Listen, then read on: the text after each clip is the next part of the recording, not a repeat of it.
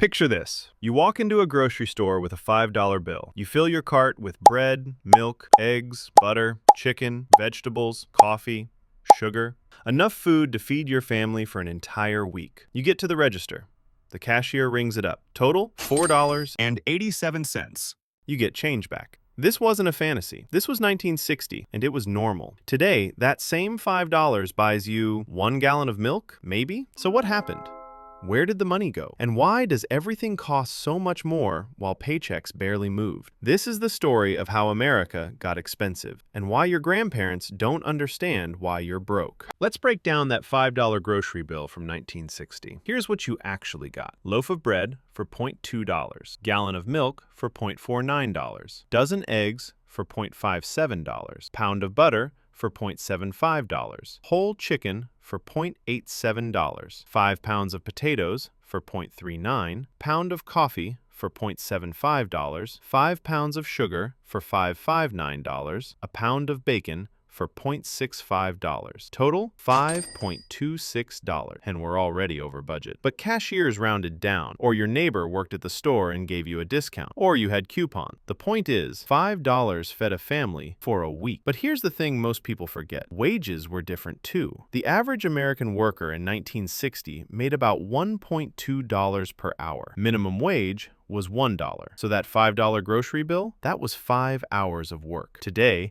minimum wage is $7 federally. Average wage is about $28 per hour. So let's do the math. If wages went up, why does it feel like everything got more expensive? Because something broke, and nobody wants to admit what it was. In 1960, there was a formula, an unspoken economic balance that made middle-class life possible. Housing took 15 to 20% of income, food took 20 to 25% of income, transportation took 10% of income, healthcare took 5% of income, everything else, 40 to 50% of income. That last category, everything else, that's where life happened. Savings, vacations, college funds, retirement, hobbies, emergencies. You could afford to live and plan for the future on a single income. A factory worker making $5,000 per year could rent a 2-bedroom apartment for $75 a month, feed a family of 4 for $1,200 a year, own a car for $500 a year, have $2,400 left over. That leftover money, that was the American dream. But then something shifted, slowly at first, then all at once. And by the time anyone noticed, the formula was broken.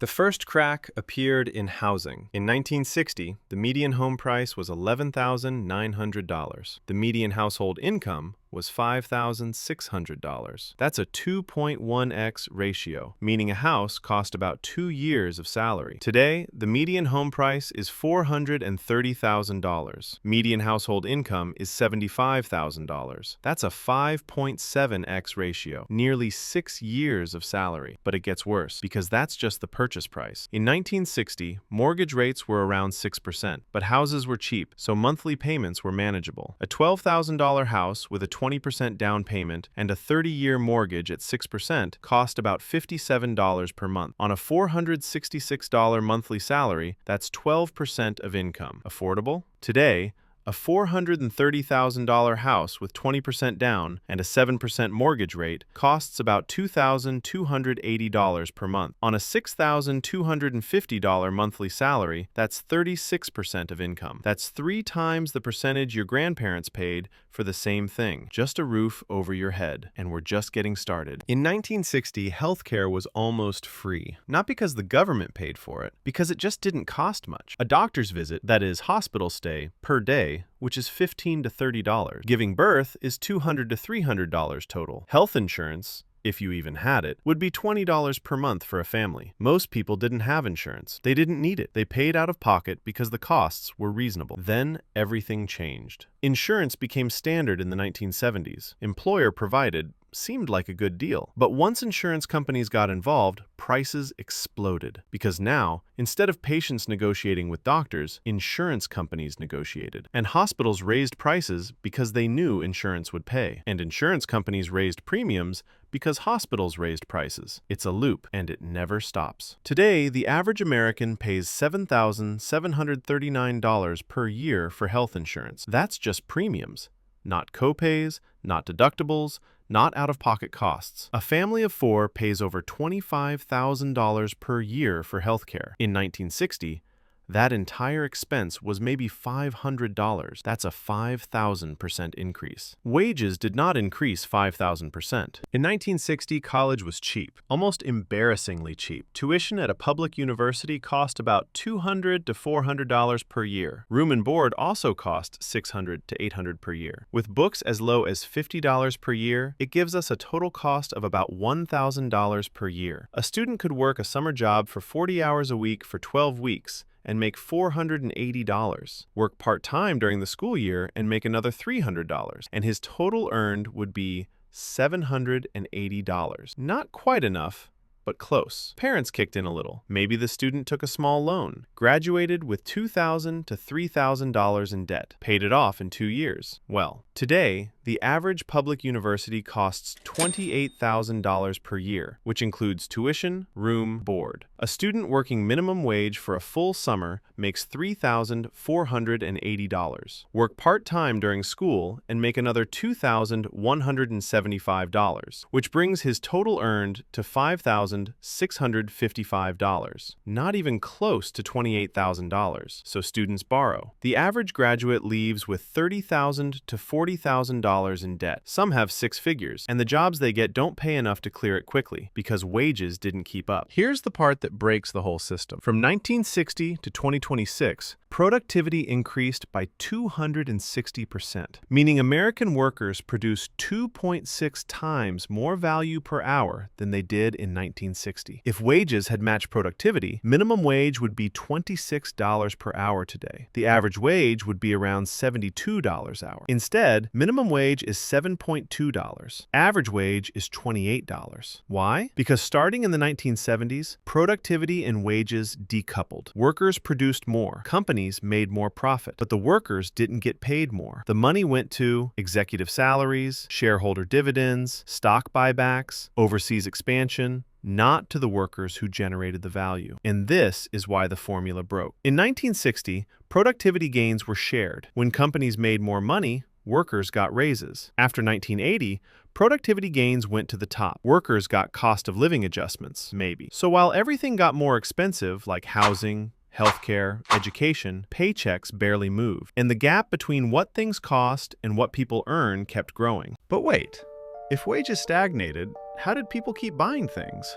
Credit cards. In 1960, credit cards barely existed. Diners Club launched in 1950, Bank Americard, later Visa, in 1958. But they weren't common. Most purchases were cash or check. If you couldn't afford it, you didn't buy it. By 1980, credit cards were everywhere, and companies realized you don't need to pay people more. Just let them borrow. So Americans did. Average credit card debt per household, $2,000. Year 2000, $8,000. Year 2026, $17,000. Student loan debt, year 1980, negligible. Year 2000, $260 billion total. Year 2026, $1.7 trillion total. Mortgage debt, year 1980, $1.1 trillion total. Year 2026, $12.5 trillion total. Auto loan debt, year 1980, $100 billion. Year 2026, $1.6 trillion. Americans didn't get richer. They got deeper in debt, and debt creates the illusion of wealth. You can buy things, you can live in a house,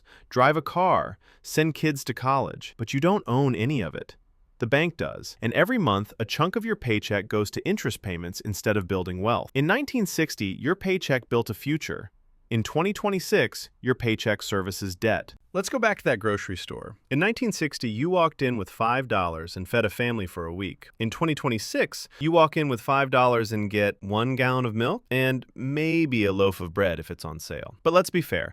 Let's adjust for inflation. $5 in 1960 equals about $52 today. So can you feed a family for a week on $52 in 2026? Let's try. Loaf of bread for $3.50, gallon of milk for $4.50, dozen eggs for $6, pound of butter for $5, whole chicken for $8, 5 pounds of potatoes for $4, a pound of coffee for $8, 5 pounds of sugar for $4, a pound of bacon for $7, making the total $50. Okay, so technically, yes, if you buy only the basics, no snacks, no fruits, no vegetables beyond potatoes, no variety. But here's the problem. In 1960, this was normal food. Today, this is poverty-level food because expectations changed. Food got cheaper in some ways, but variety exploded, and people expect more than bread, eggs, and chicken. So the average American family spends $270 per week on groceries, not $52. And that's the trap. Food is theoretically affordable, but the lifestyle isn't, because we're comparing 1960 basics to 2026 expectations. Your grandparents ate simply. You eat complexity, and complexity costs. Here's what nobody talks about. Food didn't get more expensive because farmers got greedier. It got more expensive because corporations consolidated. In 1960, there were thousands of independent grocery stores.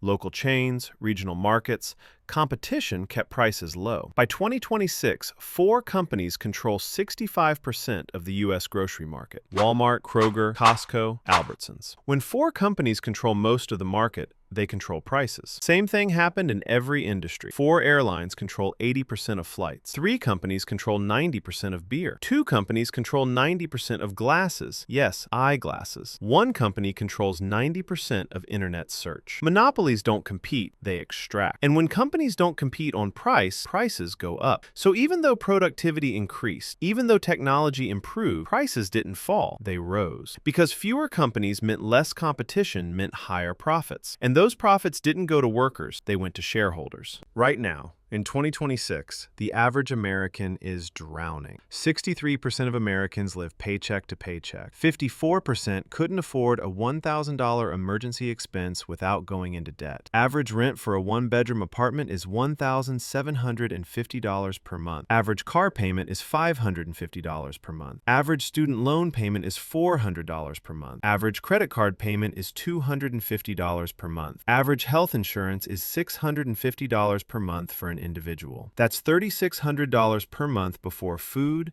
utilities, gas, phone, internet, or anything else. To afford that, you need to make $50,000 a year minimum, and that's just to survive, not save, not retire, not live. Meanwhile, boomers genuinely don't understand why millennials and Gen Z complain. Because in their experience, life was affordable. You worked hard, you got ahead. But the math was different. In 1960, you could support a family of 4 on 1 income, buy a house, save for retirement, send kids to college. In 2026, dual incomes barely cover rent and groceries. Not because people are lazy, because the formula broke, and nobody fixed it. So what happened to that $5? It didn't disappear, it just went somewhere else. In 1960, $5 fed a family because housing took 15% of income, healthcare took 5% of income, education was cheap or free, wages matched productivity, and 1 income was enough. In 2026, $5 buys nothing because housing takes 30 to 40% of income, healthcare takes 15 to 20% of income, education costs $30,000 per year, wages stagnated while costs exploded, and 2 incomes barely cover basics. The money didn't vanish, it transferred from workers to corporations, from the middle class to the top 1%, from families building wealth to banks collecting interest. Your grandparents aren't wrong when they say life was more affordable. It was, but not because they worked harder, because the economy was structured differently. And the people who benefited from changing that structure will never admit it. So the next time someone says,